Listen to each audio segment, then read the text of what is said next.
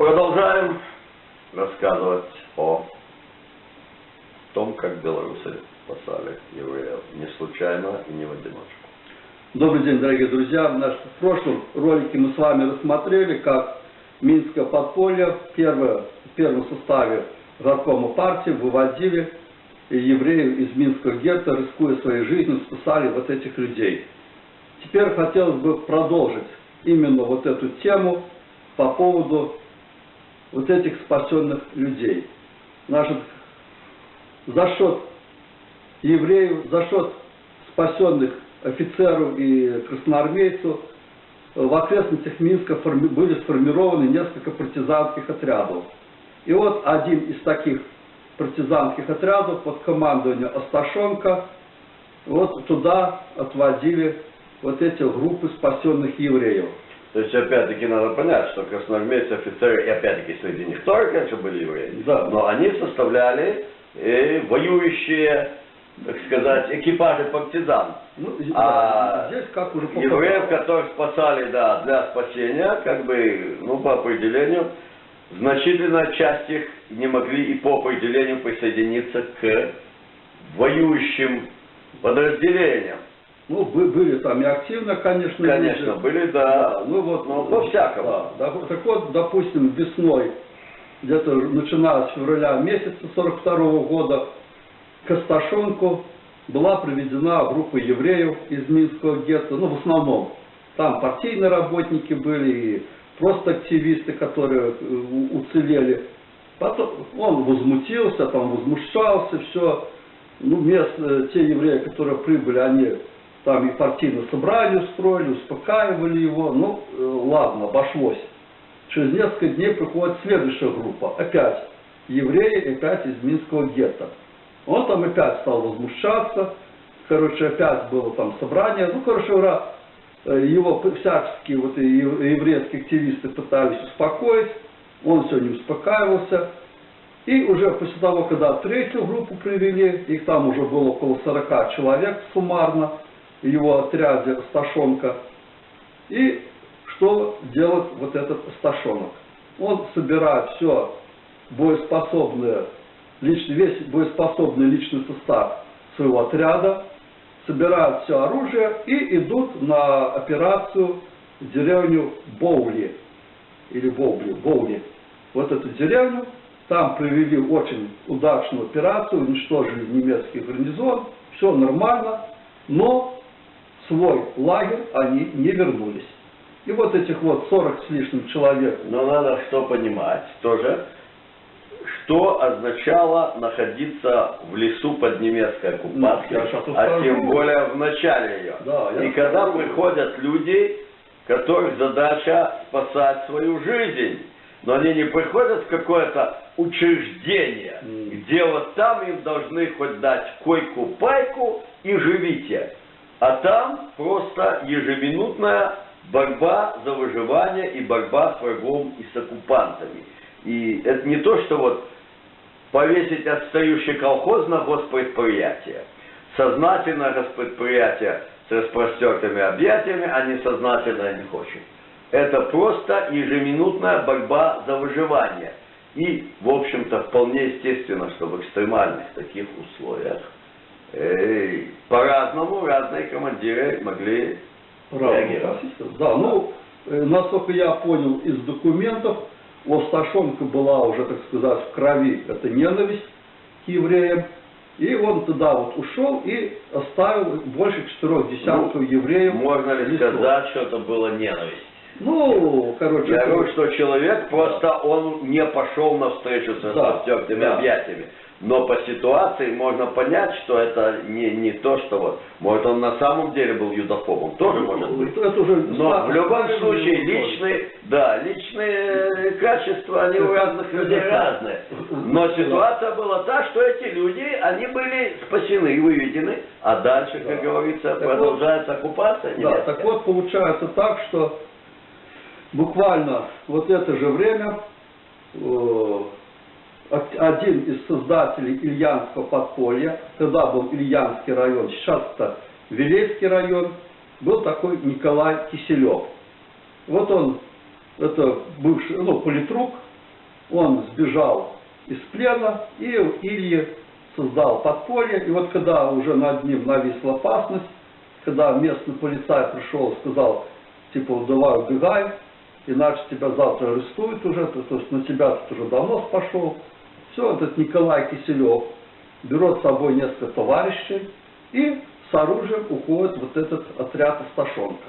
И вот они приходят в отряд, отряда нет, а есть группы вот этих вот евреев безоружных, у них 2 лошади было и мешок зерна. И вот этих вот 40 с лишним человек, получается, они сидели в лесу, Киселев как мог их, там, ну, с оружием все-таки он был, помогал там, не знаю, охотились, не охотились, не знаю, как там было дело, но они пробыли в лесу 1,5 месяца. Ну и потом уже, когда съели вторую лошадь, когда уже стало понятно, что они не выживут, они подсоединяются к отряду Воронянского. То есть тогда рядышком действовал отряд Воронянского. На базе вот этого отряда была спецгруппа НКВД имени Берии. Она более известна сейчас как группа местная или как отряд под руководством Лапшасова. Он же Градов, майор госбезопасности был Градов.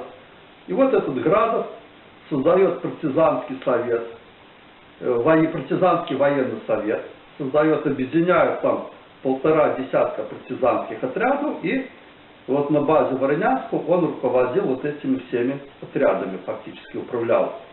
И вот когда Киселев со своими вот этим личным составом пришел, и их сформировали взвод, то есть всех боеспособных, кто был, они пошли воевать, но был сформирован 3-й взвод роты, но остальные были, как говорится, в гражданском лагере. То есть фактически мы видим, что Киселев тогда спас вот этих вот 4 десятка евреев, которые были выведены из Минского гетто. Но его подвиг на этом не остановился.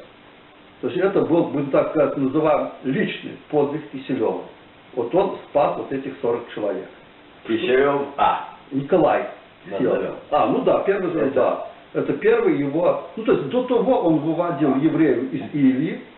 Там, ну там маленькие группы были, и там евреи чисто, значит, были так. Более известный его дальнейший подвиг по спасению. Да, это называем Киселев там будет Киселев. Да, так вот, теперь, кстати, если мы поминаем Илья, значит, был... Илья.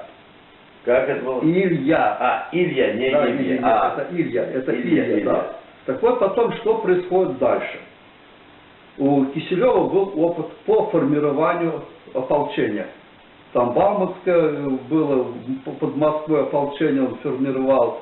И потом он формировал, как мы видим, подполье Ильи. То есть вот уже был опытный такой человек.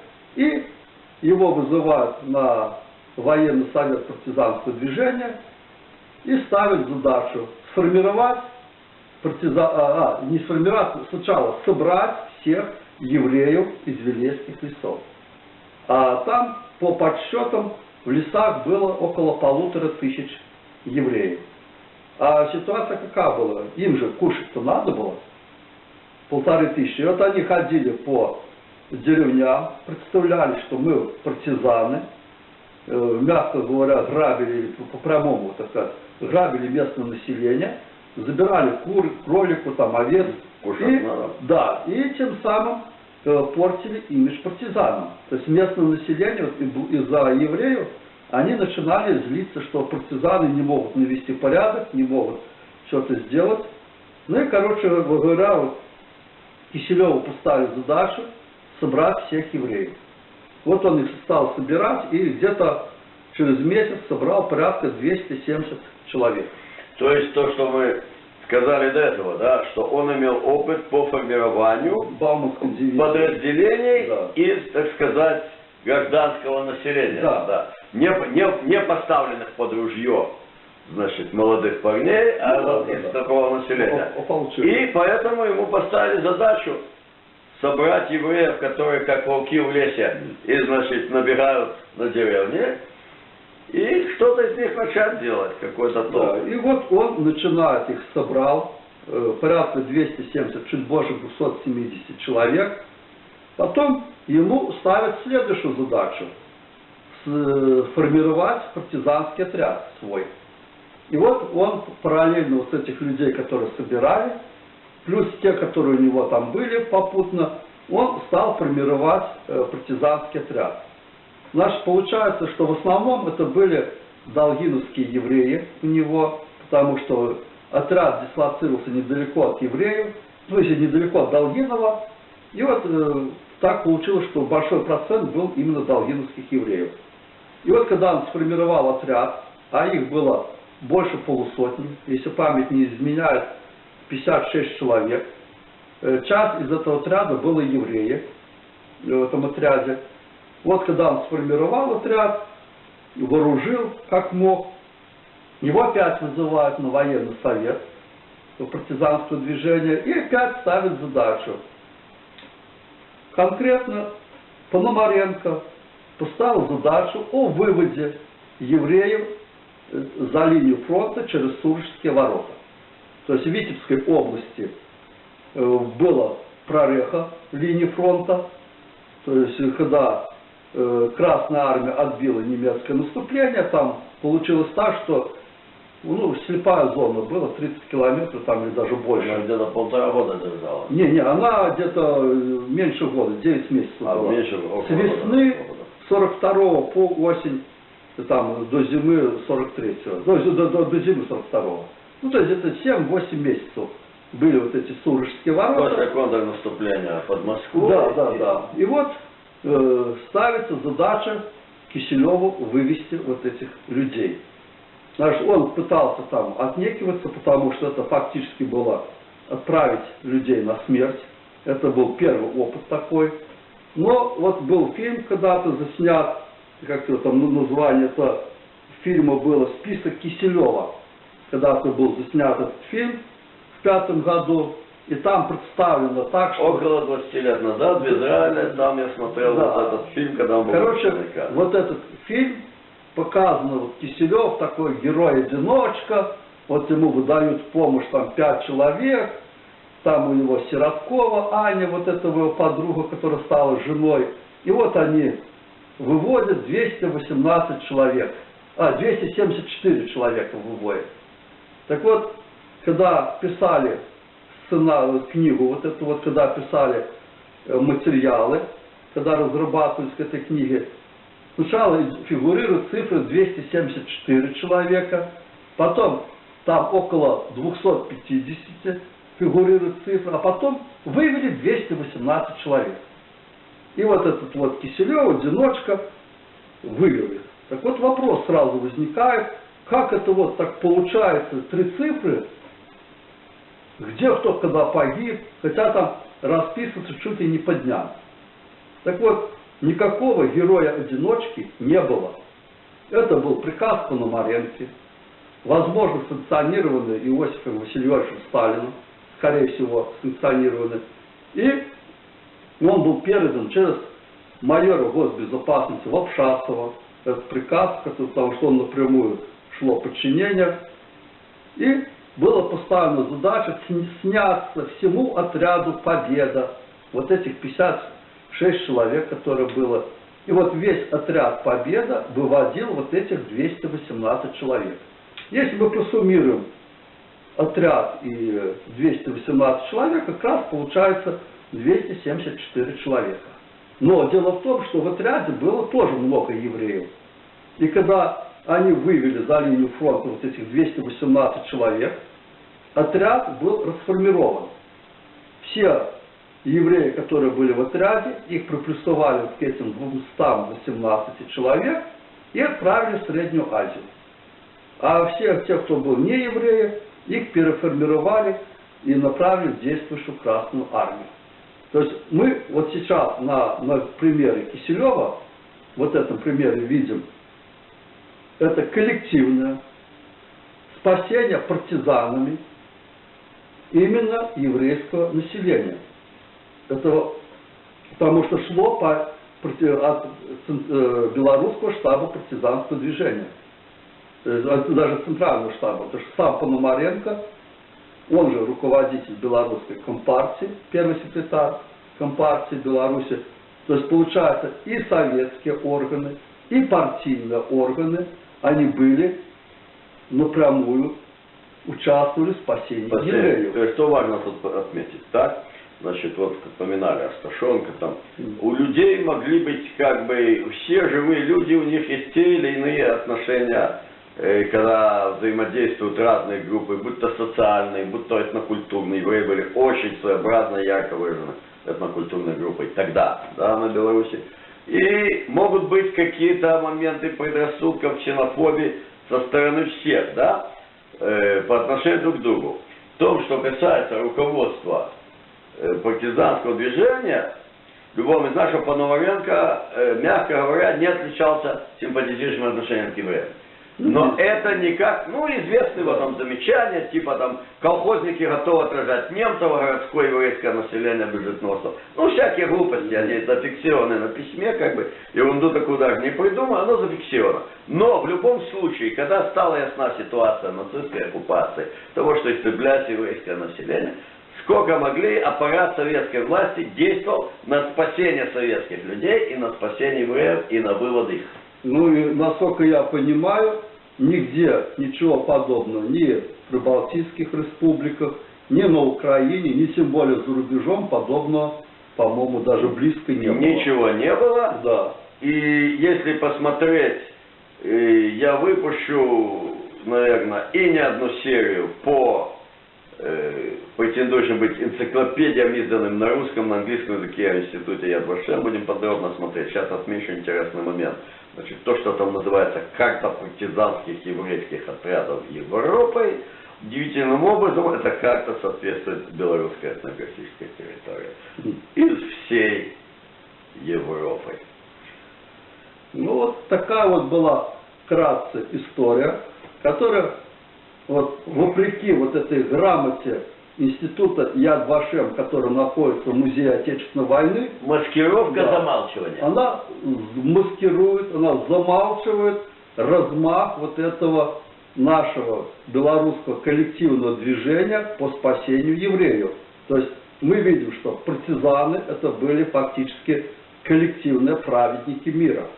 То есть они занимались спасением, по крайней мере, те партизаны, которых я изучал по Вилейскому району, это да, они были праведниками. Не знаю за другие районы, но в Вилейске, пожалуйста. Но опять-таки достаточно бессмысленны эти дефиниции. Мы как бы вот ими оперируем, которые изобрел институт Яд Вашем. Например, называют праведники народов мира те неевреи, которые спасали евреев. В рядах воюющего состава белорусских партизан было тоже немало евреев. По данным официальным партизанского движения, по-моему, 10% в 1943 году, можно добавить смело процентов 50, которые не фигурировали как евреи по национальности, опять-таки по той же причине, что часто, ну, что если в плен попадут, в ДВГ советской армии, например, национальности меняли.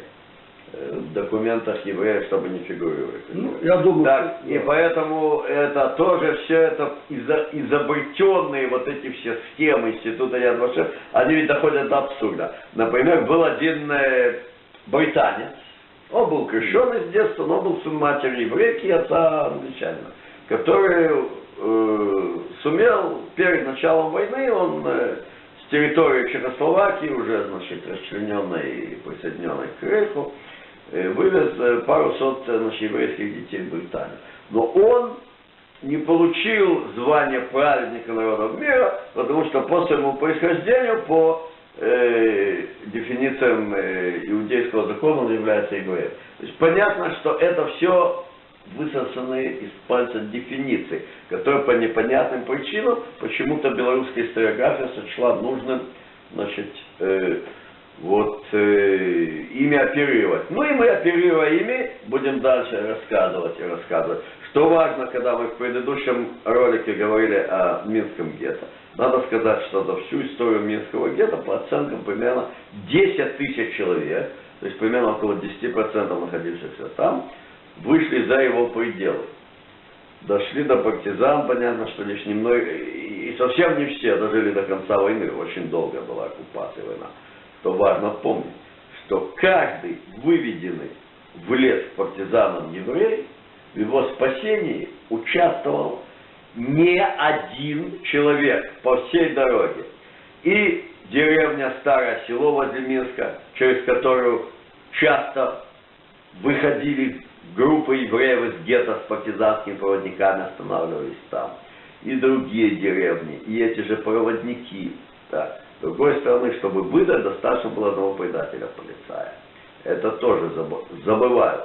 А чтобы добраться еврею живым до леса, не один человек, а всякий раз немало белорусских людей ставили в кон свою жизнь своих семей, если это решили. Понимаете, так вот здесь мы как раз и подходим к тому, что я говорю, что это была система, когда подпольщики спасали, здесь все, ну не все, но целые группы подпольщиков работали, когда их переводили в партизанские отряды, это вся система партизанского отряда, всех связанных, это все вот это было задействовано. Это вот только благодаря тому, что партизаны создали своих агентуру в деревнях, а то, что их были свои связные, своя, как говорится, разведка, вот благодаря вот созданной партизанам движению, вот этому, и благодаря этой системе, она позволяла спасать евреев.